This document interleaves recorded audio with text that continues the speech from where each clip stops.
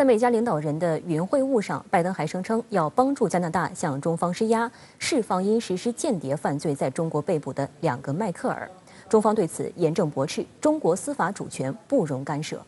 此外，值得注意的是，彻头彻尾的谎言。加拿大议会涉疆种族灭绝动议，竟然是由华裔议员庄文浩推动的。这个人为求个人知名度，反华牌一把抓，毒化中加关系。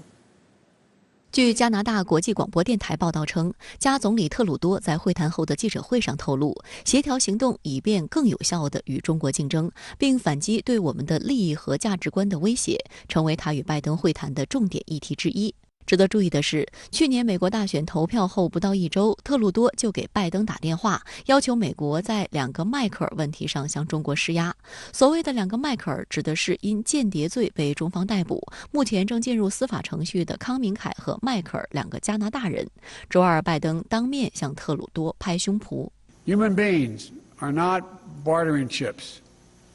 You know, we're going to work together until we get their safe return.Canada and the United States will stand together against abuse of universal rights and democratic freedoms." 在周3的例行记者会上，中国外交部发言人对此事作出回应。中方已多次就有关加拿大公民的个案阐明立场。康明凯·迈克尔涉嫌危害中国国家安全犯罪，已被提起公诉。中国的司法主权不容干涉。中国国际问题研究院助理研究员杨超越对深圳卫视表示，特鲁多找拜登帮忙，想拉美国的虎皮来挑战中国的司法主权，是打错了算盘。2个迈克尔问题全因加拿大自我阉割外交独立性，过分追随特朗普政府的反华政策而起。加拿大作为美国的一个盟友，也希望能通过打自己的小算盘，来获得一种这个存在感，同时呢，也可能是也是渴求在这种就是比如说孟晚舟案以及这个康明凯间谍案类似的这种问题上呢，搭一搭美国反华的便车，来分得一杯这个羹，从而呢置整个中加双边的关系的这个友好大局于不顾，实际上是对中加关系造成了这个严重的这样一种损害，这个责任是完全是在加方这一边的。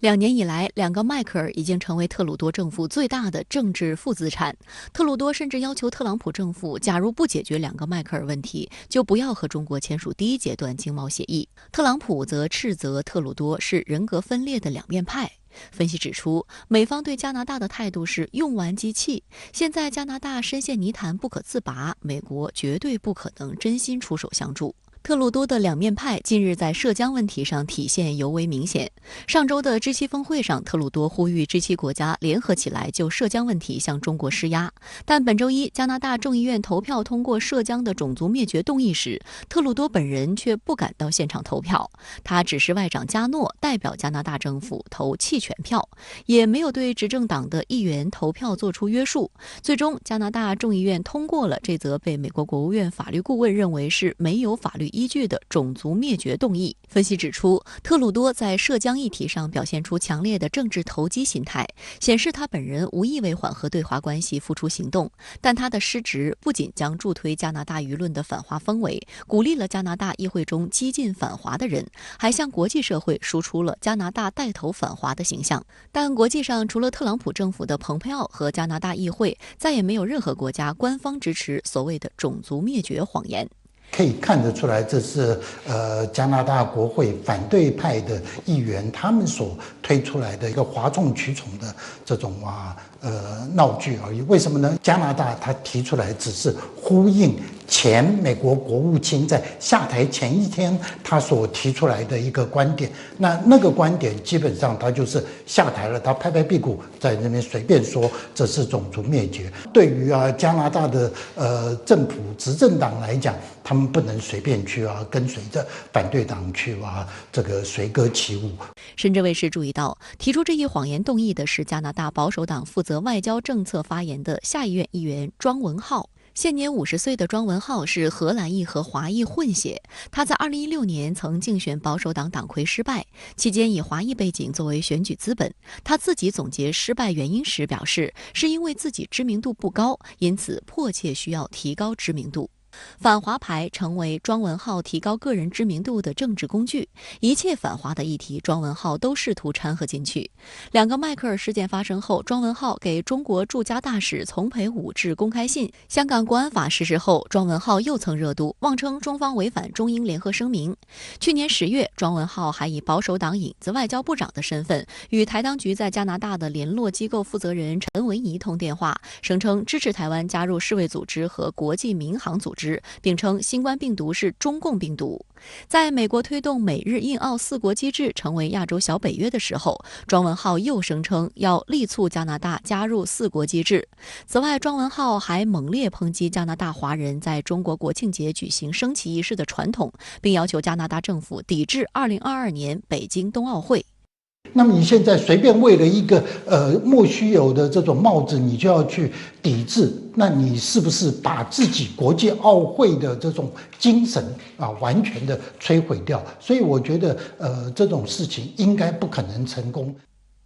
加拿大媒体报道称，在周一的种族灭绝动议表决后，庄文浩在一场记者会上还扬言要进一步推动加拿大政府联合盟友制裁中国的相关人员，并禁止相关中国商品的进口，要让中国承受后果。加拿大媒体注意到，与庄文浩一起开记者会的还有一个叫做图尔森的女人。后者自称是来自新疆的种族灭绝受害人，但实际上媒体早就揭露了图尔森的真实身份。他从未被乌鲁木齐警方关押收监，也从未在教培中心待过，其自述的狱中亲历纯属谎言。图尔森的真实目的就是为了获得美国的政治庇护，以便他本人及子女入籍美国。加拿大国家邮报周二发表专栏文章称，庄文浩及反对党将种族灭绝动议视为政治颠覆的壮举，好让自己看起来更有魅力。但此举无疑将使加拿大政府在国际上陷入难堪的境地，因为从根本上来说，中国政府并未在新疆实施种族灭绝。扣上这样的大帽子，不仅损害了种族灭绝法律定义的严肃性，也令中加关系继续下坠。台湾时事评论员金荣勇认为，美国现在号召力大不如前，加拿大却深陷特朗普主义搞激进反华，其他大部分盟国则正在围观其得失。美国那种为所欲为，这个让其他的国家都感受到非常大的这种反感跟压力的时候，其实中国的这个国际的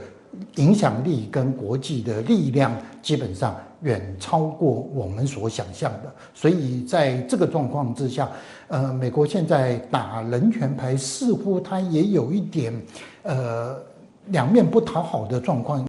周三，全国人大外事委员会发言人尤文泽指出，加拿大众议院通过涉疆错误动议，严重歪曲事实，肆意攻击中国的新疆政策，充分暴露了加拿大一些政客破坏新疆发展稳定、干涉中国内政的伪善面孔和险恶用心。我们敦促这些人充分认清有关动议的严重危害性，立即停止借涉疆问题干涉中国内政的错误做法，以免进一步毒害中加关系气氛，给两国关系造成新的损害。加拿大众院通过所谓涉疆动议的闹剧仍在持续，动议始作俑者的内幕也被媒体曝光。今天，全国人大外事委发言人也做出严正回应。您对此如何看呢？加拿大立法机构通过的这一所谓种族灭绝的动议呢，完全是污蔑和泼脏水。当然，这一动议呢没有约束力，对中方的伤害性不大，但是自我侮辱性极强。加拿大内阁多数成员缺席，外长呢投出了弃权票，并且声言说是代表内阁投出的弃权票。原因就在于加拿大立法机构的表演也是太过头了，连加拿大总理特鲁多都难以接受。种族灭绝这一概念是有严格规定的，在美国前国务卿蓬佩奥将这一概念扣到新疆的头上之后呢，加拿大的一些国会议员似乎是捡到了宝贝，一再用种族灭绝来炒作新疆。中国的外交部以及驻外使领馆已经多次强调，新疆问题的实质是反对暴恐的问题，并不存在所谓的种族灭绝、强制劳动的问题。为什么加拿大在这个问题上如此热衷疯狂炒作呢？我想原因是多方面的。首先，中加关系因为加拿大以莫须有的理由扣押了孟晚舟，而使双边关系跌入了低谷。拜登政府上台之后呢，特鲁多与拜登的首次会晤也谈到了中加关系的问题。第二呢，就是拜登上台之后集结盟国，共同应对中国的挑战。而拜登政府也是猛打人权这张牌，以民主、人权来团结盟友，这就需要制造共同的对手。在此过程中呢，中国就成了美国团结西方的一个理由。加拿大、英国一些政客呢，恶意炒作新疆人权问题，还有一个目的啊，就是将人权问题与经济问题绑定。阻挠中欧投资协定，我们也注意到这些炒作在西方媒体引发了不少的讨论。中国国务院兼外长王毅在联合国人权会议上批驳了这些毫无根据的攻击，也表示欢迎联合国人权高专访问新疆，